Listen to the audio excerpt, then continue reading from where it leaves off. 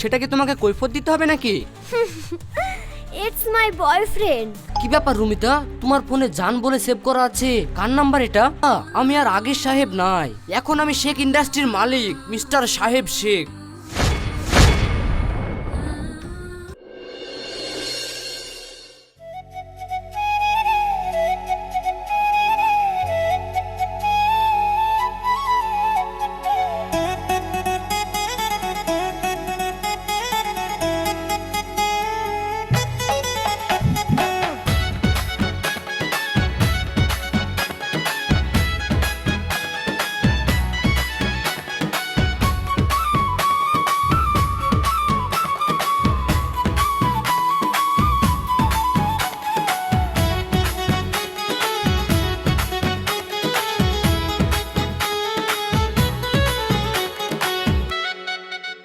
শোনো, তোমাকে আমি অনেক দিন থেকে একটা কথা বলবো বলবো করে বলতে পারছি না। কি কথা?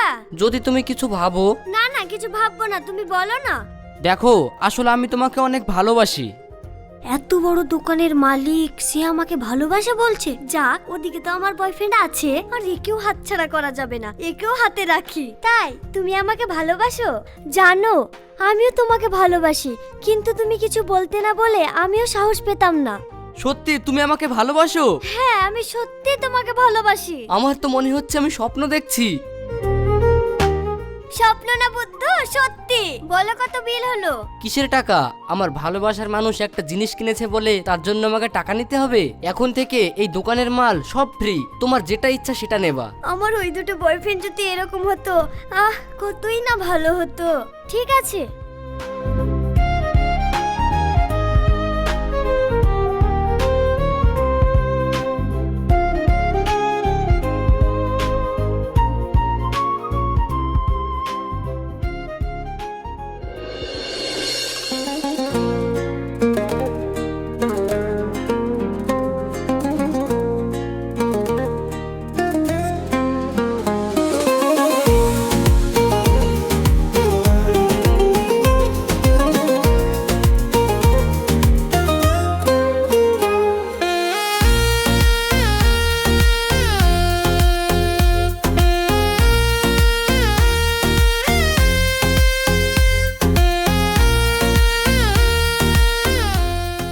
রুমিতা, আমি ভাবতেই পারিনি তুমি আমাকে এতটা ভালোবেসে ফেলবা। তোকে না ভালোবেসে পারি? তুই তো সোনার ডিম পাড়া হাঁস রে। জানো রুমিতা, ছোটবেলায় আমি আমার মাকে হারিয়েছি। আমার আপন বলতে একমাত্র আমার আব্বা। আজ তোমাকে ভালোবাসার পর আমি আমার মায়ের ভালোবাসাটা অনুভব করতে পেরেছি। এ তো সত্যি সত্যি ভালোবেসে ফেলেছে। যাক, আমার আবার কি, আমি তোকে টাইম পাস করছি। কি গো রুমিতা, তুমি অনেকক্ষণ ধরে চুপ করে আছো, কিছু বলবে না? কিছু বলো। হ্যাঁ, আমিও তো তোমাকে ভালোবাসি। কি ব্যাপার রুমিতা, তোমার ফোনে জান বলে সেভ করা আছে, কার নাম্বার এটা? ও, আমার মাকে আমি অনেক ভালোবাসি তো, তাই আমার মায়ের নাম্বারটা আমি জান বলে সেভ করে রেখেছি। তুমি একটু দাঁড়াও, আমি আমার মায়ের সঙ্গে কথা বলে আসি।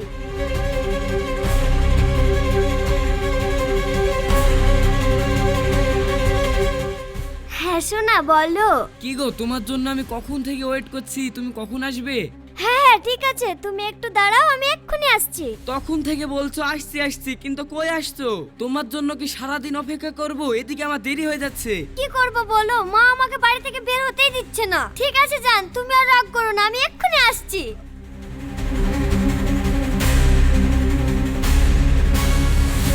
সাহেব, তোমার সাথে আর কথা হবে না। মা আমাকে ফোন করে এক্ষুনি ডাকলো, আব্বুর খুব শরীর খারাপ, আমাকে এক্ষুনি যেতে হবে। ও ঠিক আছে, তাহলে তুমি এখন যাও।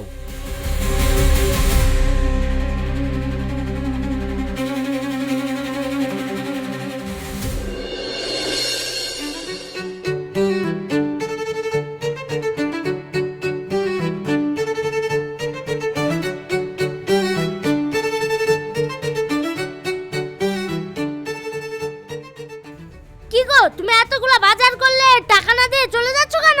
আমি বাজার করে টাকা দিলাম না কেন, সে উত্তর আপনাকে দেব কেন? যার দোকান সে বুঝবে, আর আমি তো কোনোদিন বাজার করে টাকা দিই না। কেন, এই দোকান কার? কার আবার? সাহেবের। শোনো, দোকানটা সাহেবের না, সাহেব হচ্ছে আমার দোকানের সামান্য একজন কর্মচারী। কি রে, তোকে দোকানে রেখেছি সবাইকে জিনিসপত্র ভিতে দেওয়ার জন্য? বিশ্বাসঘাতকতা, আর বেরো আমার দোকান থেকে। তোকে যেন আমার এই দোকানের আশেপাশেও যেন দেখি। দাঁড়াও রমিতা, দাঁড়াও, শোনো শোনো। শোন সাহেব, তুই যেমন ওই মেয়েটাকে ফ্রিতে জিনিসপত্র দিয়ে দিয়েছিস, তেমন তুই তোর মাইনের 1 টাকাও পাবিনি। যা বেরিয়ে যা আমার দোকান থেকে। যা হাট।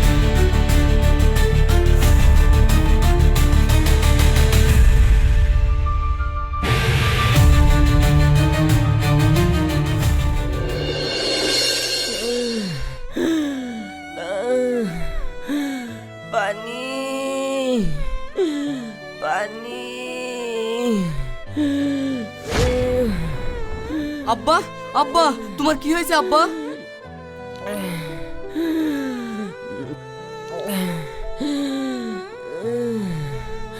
বাপ, আমার শরীরের অবস্থা খুব খারাপ।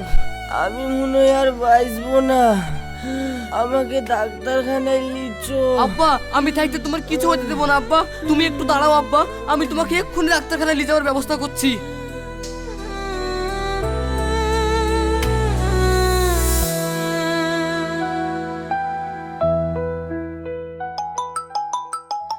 হ্যালো রুমিতা। কি ব্যাপার, তুমি আবার আমাকে ফোন করেছো কেন? রুমিতা, আমার আব্বার খুব শরীর খারাপ, আমার আব্বাকে ডাক্তারখানায় নিয়ে যেতে হবে, কিন্তু আমার কাছে কোনো টাকা নাই। তো তোমার কাছে কোনো টাকা পয়সা থাকলে দাও না। তোমার আব্বার শরীর খারাপ, তো আমি কি করব? আমার কাছে কোনো টাকা পয়সা নেই, আমি দিতে পারবো না। এ কথা কেন বলছো রুমিতা? আমার আব্বা কি তোমার আব্বা না? তোমাকে তো আমি বলেই দিলাম তোমার সঙ্গে আর আমার কোনো সম্পর্ক নেই। তাহলে তোমার আব্বা আমার আব্বা কেন হতে যাবে? আচ্ছা ঠিক আছে, তোমাকে টাকা পয়সা দিতে হবে না।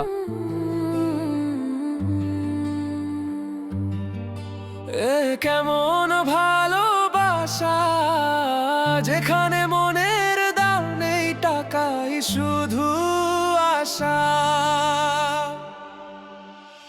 কেমন ভালোবাসা, ভালো লাগার বদলে চায় শুধু লেনদের ভাষা।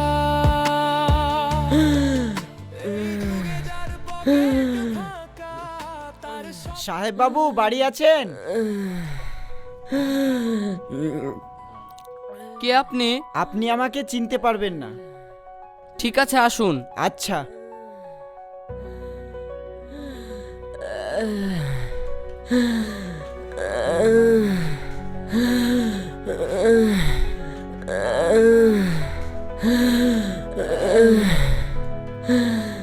বলুন, কি বলবেন? আসলে আপনার আব্বার সাথে আমার কিছু কথা আছে।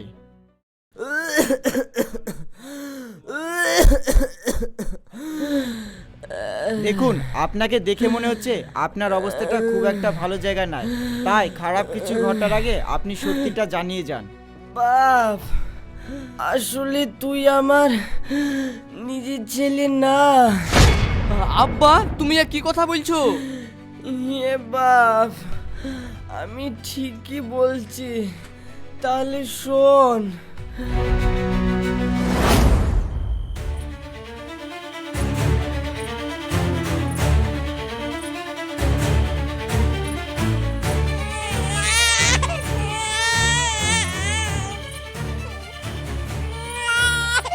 কি ব্যাপার, বাচ্চাটা এখানে পড়ে কাঁদছে কেন?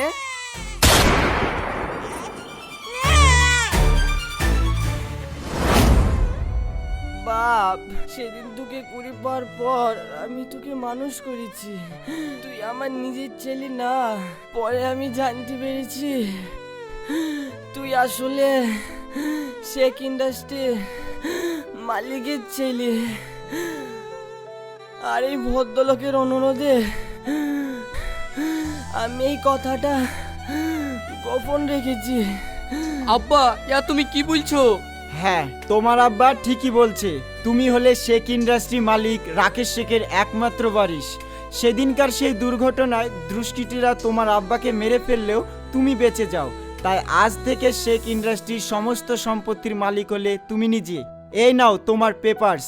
কিন্তু আপনি এসব কথা কি করে জানলেন? আসলে আমি ছিলাম তোমার আব্বার পার্সোনাল অ্যাসিস্ট্যান্ট। সাহেব, তুমি আমাকে কথা দাও, তোমার যে এত সয় সম্পত্তি তুমি কোনোদিন কাউকে জানতে দেবে না, কারণ আমি তোমাকে তোমার আব্বার মতন হারাতে চাই না সাহেব। বাপ, তুই যখন তোর নিজের পরিচয় জানতে পেরেছিস? তুই তোর নিজের বাড়িতে ফিরে যা বাপ। আমি আর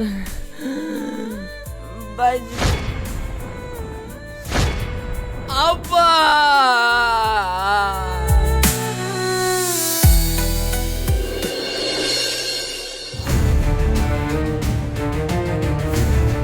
কি রে, তুই আমার দোকানে কি করতে এসেছিস? আমি তো তোকে বলেছি যে আমি তোর কাজের টাকা দিব না। আমি টাকা নিতে আসিনি, আমি তো শপিং মলটা কিনতে এসেছি। কত নিবি তুই? আচ্ছা, তোর এই শপিং মলে কত টাকার মাল আছে? তোর তো অকাদের বাইরে, আমি কার সাথে কথা বলছি? যা যা যা, সময় নষ্ট করিস নি। শপিং মল খুলবো না, তোরটা নিব। কত নিবি তুই? এ কি বলে, এটা কি আমার দোকান কিনবে? বল না কত নিবি? 10 লাখ, 20 লাখ, 30 লাখ, 40 লাখ, 50 লাখ, 60 লাখ? হ্যাঁ, বেচবো বেচবো বেচবো।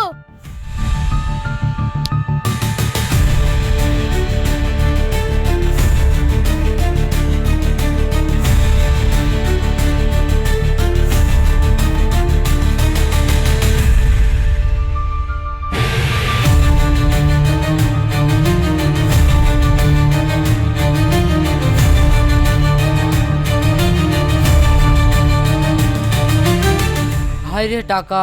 যখন আমার কাছে টাকা ছিল না তখন আমাকে কেউ চিনতো না, আর এখন আমার কাছে এত টাকা, গোটা পৃথিবীটা এখন আমার হাতের মুঠোয়।